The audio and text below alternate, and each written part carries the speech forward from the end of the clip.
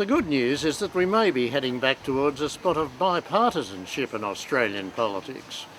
Not on everything, of course, but on one very important subject: reconciliation with Aboriginal Australia.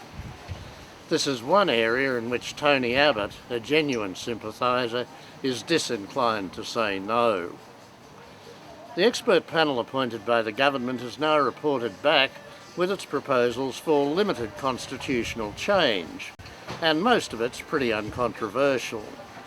The proposals to eliminate racist sections of the Constitution, those that allow discrimination against Aborigines or allow the states to deny them the vote, will of course go.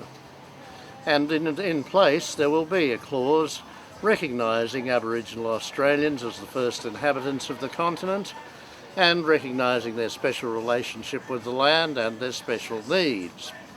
Okay, so far so good, no objections from anybody. But the panel goes a bit further. It also suggests that they should be inserted in the Constitution a clause disallowing any form of discrimination within Australia. And this could be a bit of a problem. Tony Abbott finds it uncomfortably reminiscent of a Bill of Rights, which he's against, and lawyers have said it might provide them with a bit of a picnic, endless litigation in the High Court. So that one will have to be renegotiated. And the next step is acknowledging the need of Aborigines for special treatment to remedy past disadvantage. Now this would seem to be discriminating in favour of Aborigines and to go against the whole idea of non-discrimination at any level. And the third one, which could again be a bit of a problem, is recognising Aboriginal language. Now there's no doubt that the languages, hundreds of them, literally hundreds, still exist in memory at least throughout Australia. But English is the common language, the language of education, the language of law, the language of commerce. And there are those who feel that giving Aboriginal languages a special place may distort the whole education process. So these are things that have to be ironed out.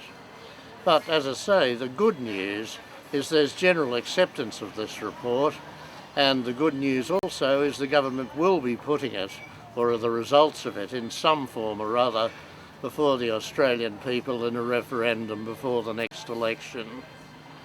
The last referendum on Aboriginal affairs in 1967 received unprecedented 90% support from Australians. This one's unlikely to be quite as overwhelming, but the prospects of it being one of the rare referenda that gets passed is good.